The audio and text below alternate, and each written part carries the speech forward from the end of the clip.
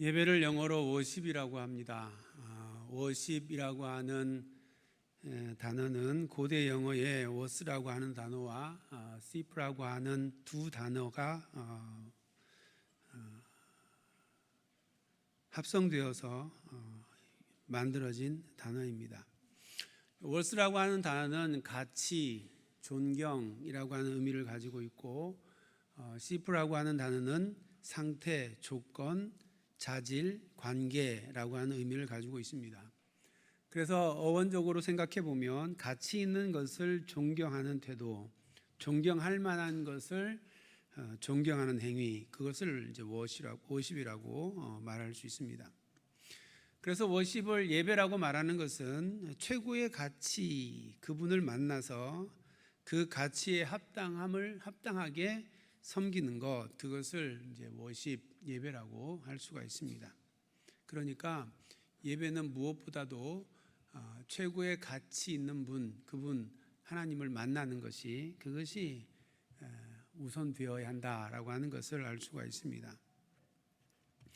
영어 성경에서 워십이라고 하는 단어가 가장 먼저 나오는 곳이 창세기 22장입니다. 내가 아이와 함께 저기 가서 예배하고 우리가 너희에게로 돌아오리라. 이때 예배가 처음 등장합니다. 아브라함이 아들 이삭을 데리고 하나님께서 지시한 땅으로 가서 내가 저기 가서 예배하고 돌아올 것이다, 그렇게 말한 겁니다. 아브라함은 아들 이삭을 하나님의 명령을 따라 지시한 곳에 가서 번제로 드리는 그것을 예배라고 그렇게 말을 했습니다. 아브라함은 하나님의 선하심을 아는 그러한 사람입니다. 자신의 삶을 살아가는 동안 무수히 많은 어려움과 시행착오 속에서도 변화없이 자신을 사랑하시고 자신의 삶에 선하고 온전한 계획을 이루시는 분이 하나님이시다라고 하는 것을 그는 아는 사람입니다. 아브라함은 그렇게 하나님을 만난 사람입니다. 그가 하나님을 이렇게 깊이 만났기 때문에 설령 독자인 아들 이삭까지도 하나님께서 번제로 바치려 할 때 그는 하나님 앞에 아들을 바치는 예배를 드리러 나아갈 수 있었던 것입니다. 하나님을 이렇게 뜨겁게 만난 사람은 이해할 수 없는 어떤 상황 가운데에서도 여전히 하나님 앞에 나아가 예배하는 그와 같은 사람입니다. 그는 모든 상황 가운데 하나님 앞에 여전히 서는 그런 사람인 것입니다. 하나님과의 만남이 이렇게 든든히 하나님 앞에 서도록 우리를 이끄시는 것이기 때문에 그렇습니다. 우리에게도 이와 같은 하나님과의 만남이 있기를 원합니다. 그러므로 어떤 형편에 있든지 우리의 삶이 하나님 앞에 나아가 예배하는 그와 같은 삶이 되기를 원합니다. 출애굽기의 기록을 보면 수많은 선 사람과 서지 못한 사람들이 교차되어 비교되어 기록되어 있는 것을 볼 수 있습니다. 이스라엘 민족이 선자라고 한다면 애굽은 서지 못한 자입니다. 이스라엘의 역사를 보면 애굽은 이스라엘에 대하여 언제나 강자였습니다. 그런데도 어떻게 이스라엘은 선자이고 애굽은 서지 못한 자인 것입니까? 이스라엘은 하나님의 택한 선민으로 언제나 하나님의 마음의 중심에 있었습니다. 그러나 애굽은 한 번도 이 애굽을 위하여 애굽의 하나님 앞에 서본 적이 없습니다. 하나님은 애굽을 단지 아브라함을 훈련시키고 그를 복주시기 위해서, 또 요셉을 통하여 택한 선민을 번성케 하시기 위해서, 그리고 출애굽을 이끌 지도자 모세를 양육하고 훈련하기 위해서 애굽을 사용하셨을 뿐입니다. 또 모세와 아론이 선자라고 하면 바로는 서지 못한 자입니다. 하나님은 모세를 호렙산에서 부르셨습니다. 그리고 하나님의 목적을 이룰 하나님의 사람으로 세우셨습니다. 하나님은 모세를 다시 시내산에서 부르시고 이스라엘을 이끄는 지도자로 세우십니다. 그리고 이스라엘이 가나안 땅까지 가기까지 그 영적 지도자로 하나님은 모세를 사용하십니다. 그러나 바로는 하나님 앞에서 그 마음이 완악하게 되어 그 완악한 마음대로 내버려 두사 열방에 하나님의 심판의 엄미하심을 드러내는 도구로 사용하셨습니다. 여호수아와 갈렙이 선자라고 하면 이스라엘의 출애굽 1세대들의 대부분은 서지 못한 자들입니다. 여호수아와 갈렙은 가나안 땅을 정탐하고 그곳에 높은 성읍과 잘 훈련된 군사들과 그리고 아낙 자손 거인들을 보았지만 그럼에도 불구하고 그 땅을 자신에게 줄 것이라고 말씀하신 하나님의 약속의 말씀을 믿었습니다. 그러나 출애굽 1세대의 대부분은 가나안 족속을 바라보고는 하나님의 약속을 믿지 않았습니다. 하나님이 약속해 주셨는데도 그들은 그 땅을 정복할 수 없다라고 그렇게 말했습니다. 오히려 우리가 들어가면 우리와 우리의 처자식들이 그들에게 붙들려 죽게 된다고 그렇게 말을 했습니다.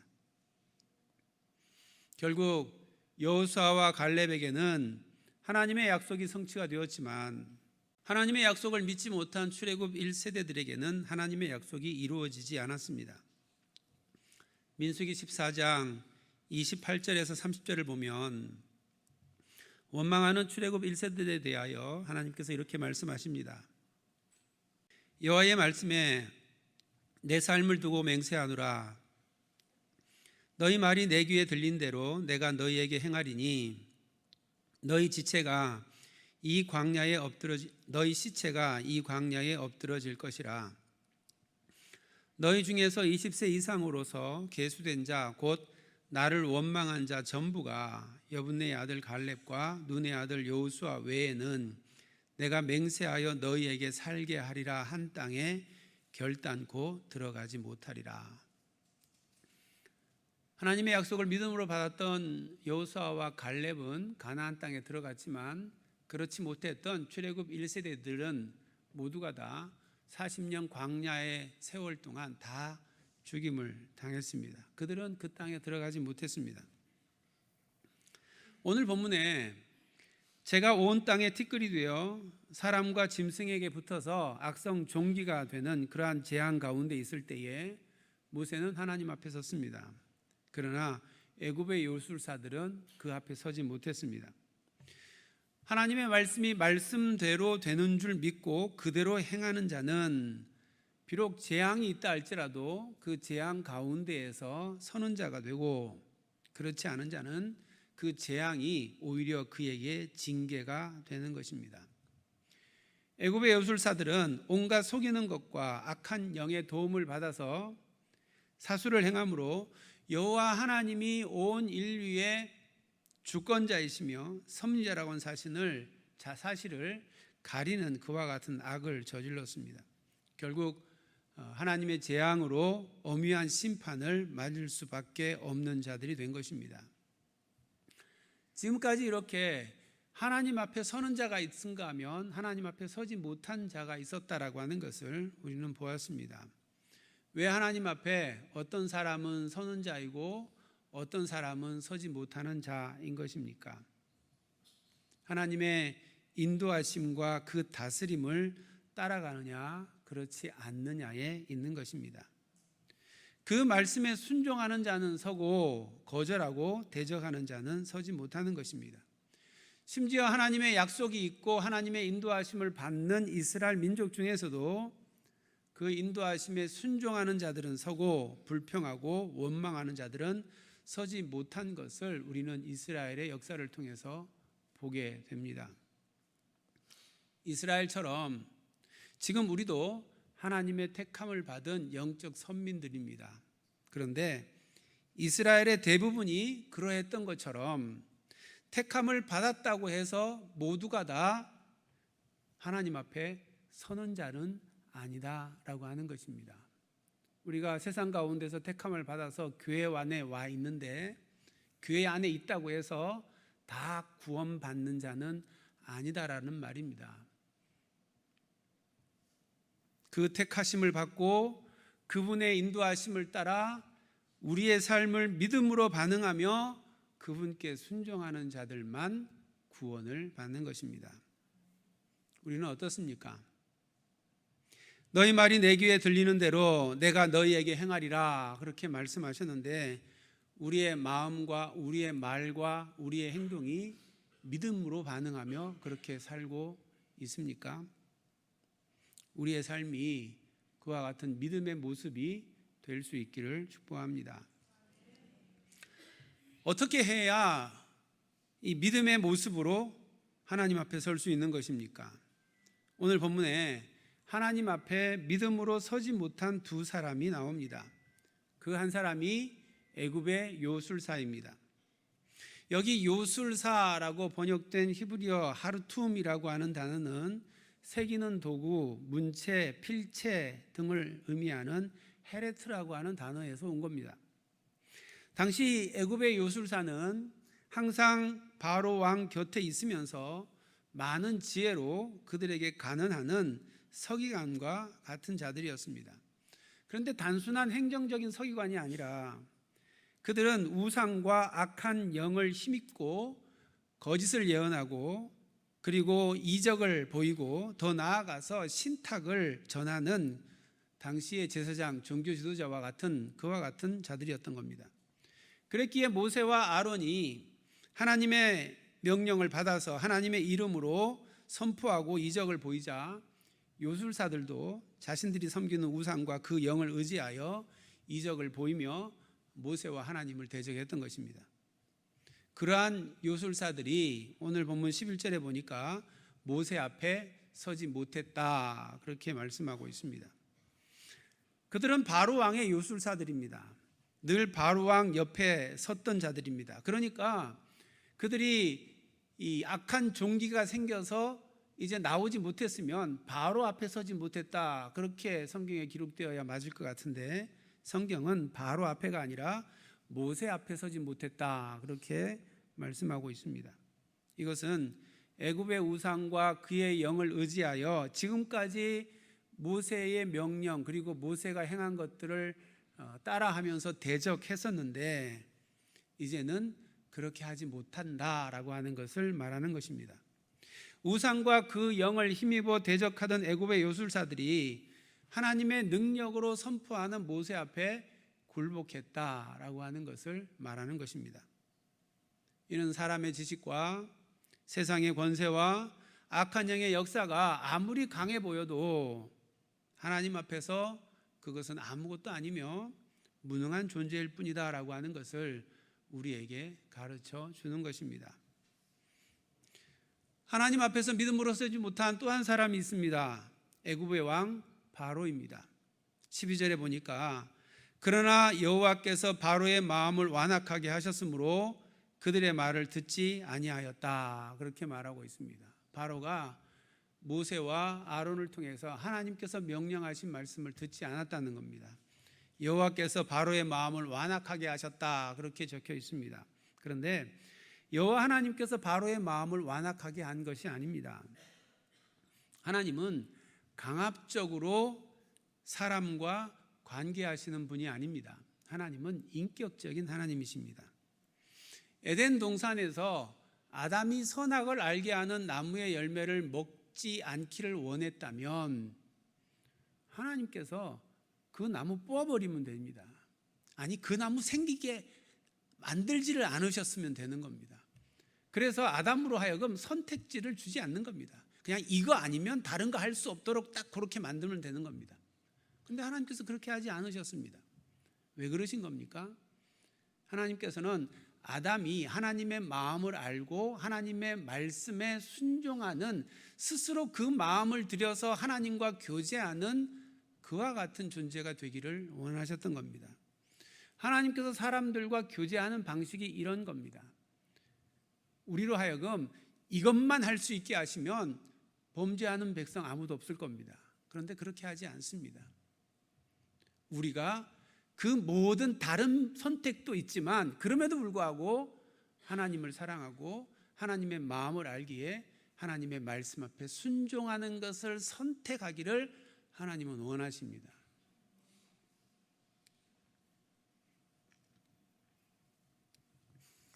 하나님은 택한 사람이 그와 같이 하나님과 교제하는 자리에 나오기를 원하시고 기다리십니다.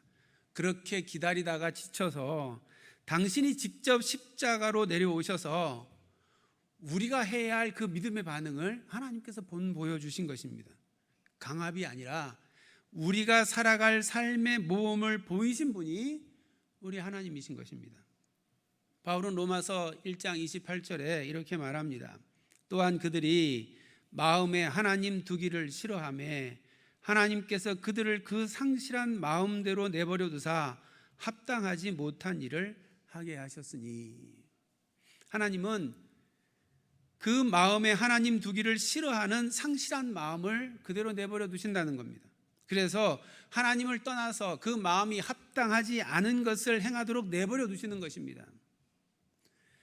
하나님이 이렇게 그냥 내버려 두시는 것, 이것이 한편으로는 은혜이고 또 한편으로는 하나님의 두려운 징계인 것입니다. 하나님을 마음에 두기를 싫어하는 자들이 그러므로 그 마음에 합당하지 않은 일들을 행할 때에 하나님께서 그 즉시로 심판하신다면 누가 나만 하겠습니까? 그러니 기다려 주시는 것이 은혜입니다. 우리가 수시로 믿음의 삶을 살아간다고 하지만 넘어지고 쓰러질 때가 많은데, 그때마다 하나님께서 우리에게 징계하시고 우리에게 벌하신다면 여기 멀쩡히 성한 모습으로 여기는 사람 아무도 없을 겁니다. 그런데 그렇게 하지 않고 기다려 주시니 은혜인 겁니다. 우리가 깨닫고 돌아올 때까지 기다려 주시니 은혜인 겁니다. 그런데 한편으로 이 기다려 주심이 우리에게 무서운 징계이고 두려운 심판이라는 사실을 알아야 합니다. 예수 그리스도께서 이것을 위하여 우리의 희생 제물이 되도록 우리에게 본을 보여주셨는데, 그런데도 끝까지 하나님을 마음에 두기를 싫어하고 죄로 그 마음이 완악하여져서 스스로 주인 되어 내 마음대로 살아가는 사람들이 있는 겁니다. 그 길이 바로 바로의 길입니다. 그리고 그 길은 결국 심판과 멸망으로 끝나게 되는 길이다라고 하는 것입니다. 우리가 어떤 모습으로 이 땅의 삶을 살아가고 있는지 우리의 내면을 잘 살펴보아야 합니다. 우리가 수시로 넘어지긴 하지만 그때마다 참여하고 회개하며 마음을 치며 하나님 도와주십시오. 그리고 하나님 앞으로 나아가는 그런 삶을 살아가고 있는지, 무너지고 쓰러졌을 때에 사람이니까 어쩔 수 없다고 말하고 그냥 무너진 자리에 주저앉아서 죄를 키우며 살아가고 있는지 우리 자신을 돌아보아야 합니다. 스스로 주인이 되어 왕이 되고 싶고 내 마음에 하나님 두기를 싫어하고 이미 내 안에 와 계신 예수님을 무시하고 그리고 그렇게 내 마음대로 살면 그것은 바로의 길이고, 점점 그 마음이 완악하여 나중에는 하나님의 음성이 들리지 않고 결국 멸망으로 끝나고 마는 것입니다. 끊임없이 우리 안에서 탄식하시며 우리에게 도전하시는 성령님의 음성에 귀 기울이고 그 말씀에 귀 기울이고, 그러므로 날마다 우리 자신을 치는 일이 우리 가운데 있을 때에 주님은 우리 마음 가운데 계시며 우리를 부드러운 마음으로 만들어 가시는 것입니다. 시시때때로 죄의 소원을 따라 내 안에 옛사람으로 인하여 나도 모르게 어느새 완악한 자의 자리에 우리가 있을 때에 우리가 어떻게 부드러운 마음을 가질 수 있는 것입니까? 에스겔서 11장 19절 말씀에 하나님은 이스라엘 백성들을 향하여 이렇게 선포하십니다. 내가 그들에게 한 마음을 주고 그 속에 새 영을 주며 그 몸에서 돌 같은 마음을 제거하고 살처럼 부드러운 마음을 주어. 또 36장 26절에서도 반복하여 선포합니다. 또 새 영을 너희 속에 주고 새 마음을 너희에게 주되 너희 육신에서 굳은 마음을 제거하고 부드러운 마음을 줄 것이며. 어떻게 굳은 마음이 우리 가운데서 제거되어지고 우리의 마음이 부드러워질 수 있는 것입니까? 그래서 하나님의 말씀 앞에 순종으로 믿음으로 반응하고 하나님 앞에 서는 자가 될 수 있는 것입니까? 오늘 말씀에, 에스겔서 말씀에 하나님께서 하나님의 영을 우리에게 주신다는 겁니다. 하나님의 영이 우리 가운데 들어오면 우리의 마음을 새롭게 하고 우리의 굳은 마음이 제거되어지고 부드러운 마음이 되어 주의 말씀에 믿음으로 반응하는 자가 되게 된다는 것입니다. 그렇습니다. 우리의 마음으로는 하나님의 말씀에 온전히 믿음으로 반응할 수 없습니다. 우리 스스로 하나님을 향하여 우리의 마음을 부드럽게 할 수 있는 능력이 없습니다. 우리 안에 아버지의 영이 부어질 때 비로소 가능해지는 것입니다. 아버지의 마음이 우리를 새롭게 하는 것입니다. 우리를 새로운 피조물 되게 하시는 것입니다. 그때 하나님의 말씀에 온전히 믿음으로 반응하는 부드러운 마음을 우리가 소유하게 되는 것입니다. 폭식증에 시달리는 어느 자매가 있었습니다. 그가 이렇게 고백을 합니다. 그때 너무 힘들었어요. 그래서 먹을 것을 먹는 것으로 스트레스를 풀었어요. 힘들면 먹고, 스트레스 받으면 먹고, 화나면 먹고. 그런데 그게 폭식증이 될 줄은 몰랐어요. 언제부터인가 배부르다, 그만 먹어야지 하는 생각이 안 드는 거예요. 이 자매는 끊임없이 계속 먹기를 시작했습니다. 그래서 결국은 너무 많이 먹으니까 소화가 안 돼서 위장 장애가 일어납니다. 몸에 이상한 증상이 생기기 시작합니다. 자매는 말합니다. 너무 힘들었어요. 먹고 그것을 뱉을까 생각도 했습니다. 먹는 게 조절이 안 되니까 어차피 먹게 되니까 먹고 난 다음에 들어가면 소화장애를 일으키니까 먹고 도로 뱉으려고 생각을 했습니다. 그런데 그렇게 음식을 먹고 토해서 뱉어내고 이거를 반복하면 나중에는 거식증이 생긴다는 겁니다. 그래서 그렇게 하지도 못했습니다. 그저 한숨 지으며 울 뿐이었습니다. 그러면서 하나님 앞에 나아가 기도합니다. 하나님, 저 그만 먹고 싶어요. 그리고 엉엉 우는 겁니다. 용기를 내서 가까운 사람들에게 이 문제를 나눴습니다. 그런데 사람들이 이해를 못합니다. 아니, 그냥 안 먹으면 되잖아. 왜 먹어? 그 말이 너무 속상합니다. 누군들 안 먹고 싶어서 먹냐고, 안 먹고 싶어도 먹게 되는데 어떻게 하냐고. 아무리 기도하고 애써도 다짐해도 안 되는 그런 세월을 그가 이제 2년을 보냈습니다. 2년을 보내면서 그 폭식증으로 온몸이 망가졌습니다. 그가 하나님 앞에 나아가 하나님 앞에 엎드려 울면서 하나님 앞에 기도합니다. 하나님, 저 좀 고쳐주세요. 제 힘으로는 안 돼요. 그러니 하나님께서 오셔서 고쳐주세요. 그리고는 하나님 앞에 엎드려 기도합니다. 그런데 어느 날 기도하는데 하나님의 따뜻한 품이 느껴집니다. 그리고 하나님께서 말씀하십니다. 많이 안 먹어도 돼. 내가 먹여줄게. 그런데 놀라운 일이 일어났습니다. 얼마나 지났을까? 식사를 하는데 갑자기 배부르다, 고함 먹고 싶다, 그런 마음이 생기더라는 겁니다. 그리고 그만 먹을 수 있게 되었다는 것입니다. 스스로 폭식증을 조절할 수 없는 그런 자매에게 주님의 마음이 부어지니까 그게 조절이 되기 시작한 것입니다. 이전에는 조절이 안 되던, 절제가 안 되던 그 욕구가 조절이 되기 시작했다는 겁니다. 주님의 영이 자매를 붙사 그 모든 문제가 해결이 되었다는 것입니다. 우리가 매일 합심 기도문과 셀 모임 그 중보 기도 내용에 보면 이 기도 제목이 있습니다. 우리 교회에 공동체적인 기름 부음이 있기를 원합니다. 이것은 주의 영을 갈망하는 그 심령에게 주의 영을 부어주시기 원합니다 라고 하는 기도 제목이 아닙니다.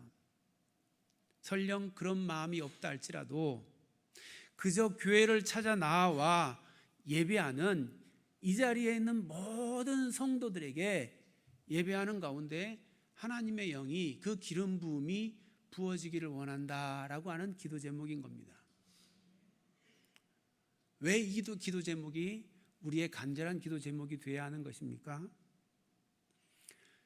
주의 영이 우리에게 부어져야 우리의 마음이 새롭게 되어지고 우리 안에 굳은 마음이 제거되고 부드러운 마음이 되어 믿음으로 반응하는 삶을 살아갈 수 있기 때문에 그렇습니다. 그렇게 하나님의 영이 우리 가운데 임하게 되면 우리의 삶의 영적인 문제, 우리의 삶의 육적인 문제가 다 극복될 수 있는 겁니다. 그리고 우리의 삶이 어떤 형편에 있든지 믿음으로 반응하는 삶이 우리에게 가능하기 때문에 그렇습니다. 우리 모두에게 이와 같은 공동체적인 기름 부음이 있기를 축복합니다. 우리의 마음이 새로워져 우리 안에 완악한 마음, 굳은 마음이 제거되고 부드러운 마음이 되기를 원합니다. 그래서 언제든 어디서든 어떤 상황에서든 하나님의 말씀에 믿음으로 반응할 수 있는, 그래서 우리의 모든 삶이 이해되지 않는 그 하나님의 명령에까지도 예배할 수 있는 그와 같은 사람들이 되기 원합니다. 그때에 우리는 지금 우리의 삶의 자리에서, 그리고 그 영원한 하나님의 나라에서 하나님 앞에 서게 될 것입니다. 그리고 하나님의 나라를 누리며 살아가게 될 것입니다. 이와 같은 믿음의 삶으로 우리의 삶을 살아가는 우리 영광의 모든 가족들이 되기를 주님의 이름으로 축원합니다. 이제 주신 말씀을 생각하며 우리 함께 찬양하겠습니다. 이 찬양의 가사 가운데 하늘의 문을 열어달라고, 하나님께서 이곳을 주목하여 달라고 간절히 고백합니다. 이 찬양 가운데 하늘의 문이 열리기를 원합니다. 주님의 임재가 예배하는 모든 심령들 가운데 부어지기를 원합니다. 그리하여 주님의 이름 앞에 믿음으로 반응하는 삶을 우리가 살아갈 수 있기 원합니다. 우리가 이 소망을 가지고 함께 찬양하도록 하겠습니다.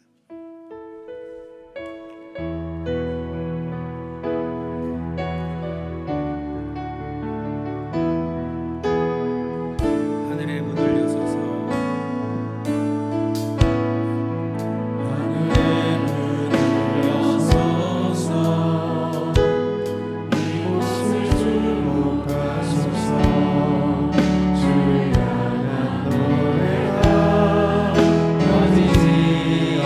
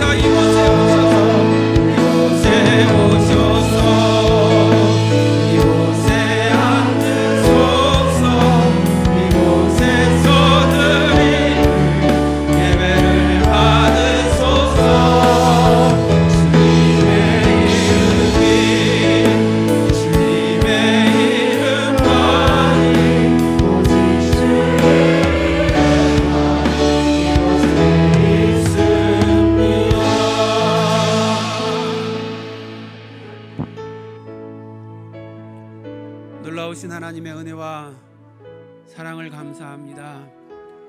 우리가 주님을 알기 전에 주님께서 우리를 먼저 아시고 우리를 택하시고 우리를 하나님의 자녀 삼아 주셨습니다.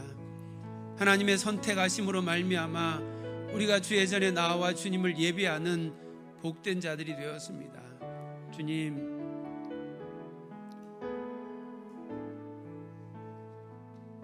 때마다 수시로 넘어질 수밖에 없는 옛사람의 본성을 여전히 가지고 있는 저희들이기에 넘어지고 쓰러지고 또 그렇게 실패한 믿음의 모습으로 말미암아 우리의 마음이 탄식되고 고통 가운데 주님 앞에 나와 주님, 이제는 넘어지지 아니하고 이제는 믿음의 온전한 승리자로 살기를 원합니다. 간절히 소망하며 나아갈 때에 주님 그 심령마다 주의 영을 부어주시고 주의 마음을 허락하여 주셔서 이제는 오직 주님께 믿음으로만 반응하는 믿음의 삶을 살아가는 저희들이 될 수 있도록 주님이 인도하여 주시옵소서. 우리 안에 하나님의 마음을 부어주시고 주의 영이 우리의 삶을 다스림으로 부드러운 마음을 되게 하사 하나님의 말씀 앞에 믿음으로 반응함으로 이 땅의 삶에서부터 하나님의 나라에 이르기까지 언제나 하나님 앞에 서는 저희들이 될 수 있도록 하나님 인도하여 주시옵소서. 예수님의 이름으로 기도드립니다. 아멘.